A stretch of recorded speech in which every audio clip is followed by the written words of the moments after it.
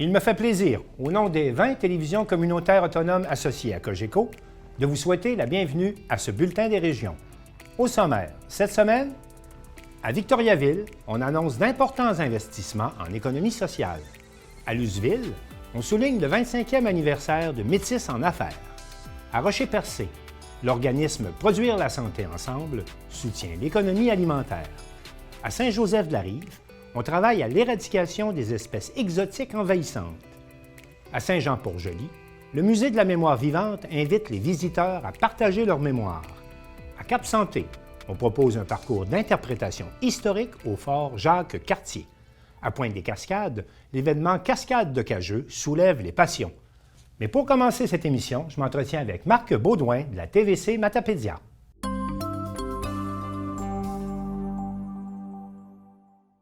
Marc Baudouin, bonjour. Bonjour Martin. Bonjour, bienvenue. On va faire ensemble le tour des sujets d'actualité dans la région chez vous. Tout d'abord, après avoir voulu abolir ou après avoir aboli la circonscription de Avignon, Métis, Matapédia, Matane au fédéral, voilà que c'est au niveau provincial qu'on suggère de transformer la circonscription de Matane, Matapédia. Oui, tout à fait. Il y a un acharnement avec l'Est du Québec, mais de toute façon, la Commission de la représentation électorale, elle explique ça par l'aspect démographique. Qui nous indique que l'écart entre le nombre d'électeurs inscrits dans une circonscription versus le nombre d'électeurs inscrits dans les circonscriptions de Gaspé et de Bonaventure ne sont pas équivalentes. Donc, ils veulent rétablir le poids démographique de chacune des circonscriptions. Oui, c'est ça. Donc, et ça fait des changements quand même importants parce qu'on va voir la carte, là. Ce qu'on vous propose, puis vous pouvez nous expliquer les changements qui sont proposés. Et ça, il faut le dire, là, c'est au niveau provincial. On vous écoute, Marc. Donc, si on regarde, on voit les traits rouges. Les traits rouges, c'est la délimitation de la circonscription actuelle de Matane-Matapédia. Les couleurs, ça détermine la nouvelle proposition. Donc, si on regarde Matane-Matapédia, on a la section en brun. Donc, on voit que vers l'est, on s'étire. On va chercher tout ce qui est la Haute-Gaspésie. Oui. Et si on regarde vers l'ouest, on nous tranche une partie de la Métis, donc quelques municipalités de la Métis qui ne feraient plus partie de Matane-Matapédia. Donc, on voit quand même que notre territoire, même si on en perd d'un côté, de l'autre côté, on s'étire beaucoup plus loin. Donc, on étire la circonscription. Marc, cette décision vient tout juste d'arriver, là.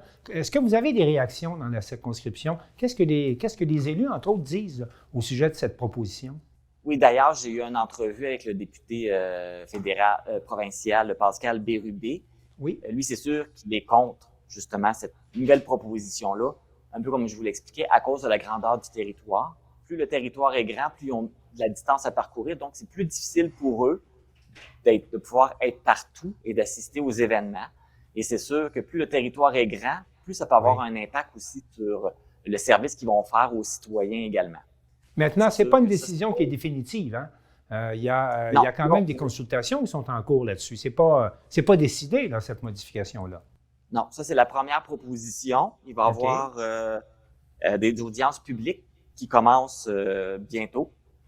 Pour nous, au niveau de la Matapédia, ça va être le 25 octobre à Matane que les audiences vont avoir lieu. Donc, c'est un moment, justement, où les gens peuvent aller se prononcer sur la proposition. Donc, les élus, les maires des municipalités, les préfets, c'est un moment pour eux autres d'aller donner leurs arguments pourquoi ils sont contre, justement, ces nouvelles modifications de territoire. Maintenant, si vous voulez bien, est-ce qu'on peut quand même revenir, parce que vous nous en aviez déjà parlé, là, qu'est-ce qui arrive avec la contestation au niveau de la circonscription fédérale d'Avignon, Métis, Matapédia, Matane? Qu'est-ce qui arrive de ce côté-là? La circonscription a été abolie officiellement. Donc, aux prochaines élections fédérales, il n'y aura plus de circonscription. On a été séparés. Ça veut dire qu'il y a un député en moins dans l'Est du Québec. Donc, l'Est du Québec perd un poids politique. Ça, c'était une des raisons aussi pourquoi les élus étaient contre, justement, d'abolir cette circonscription-là. Ça nous enlève une voix par rapport au reste du Québec. Donc, c'est aboli. Je voulais qu'on en revienne aussi. Je voulais qu'on revienne sur le sujet également parce que je me suis entretenu avec un avocat, Alexis Deschaines, un avocat de Gaspé, qui, lui, veut aller devant les tribunaux pour faire renverser la décision, pour faire annuler la disparition de la circonscription.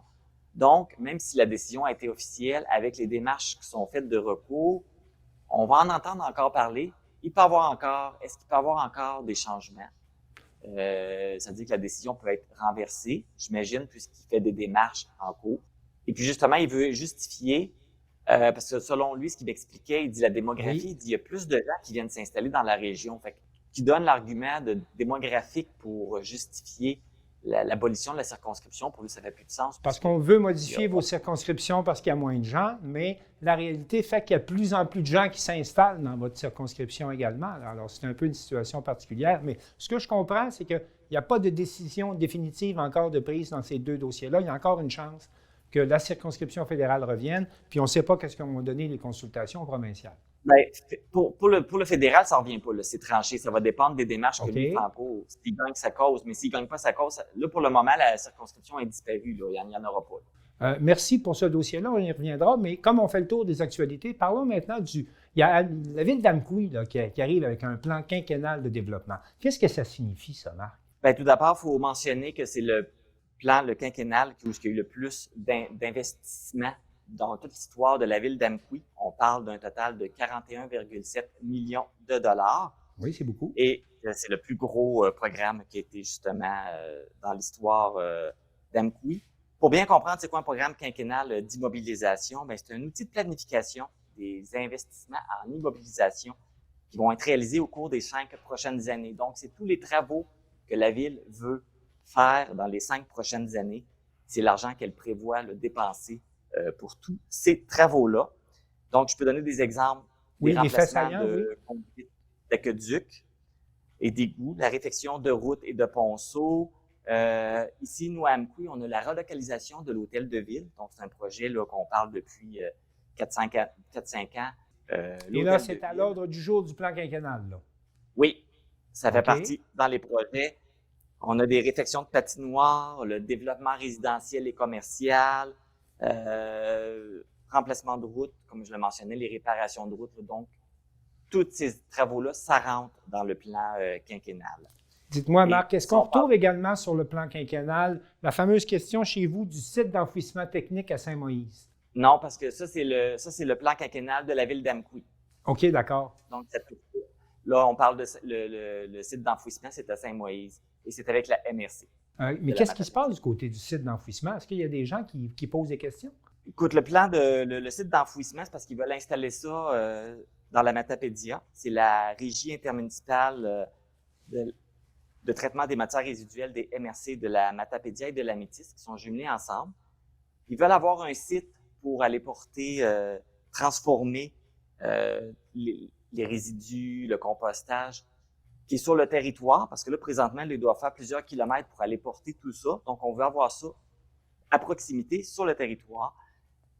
Ils ont choisi la municipalité de Saint-Moïse parce que c'est elle qui est la plus centrale entre la Matapédia et la Métis. Donc, le projet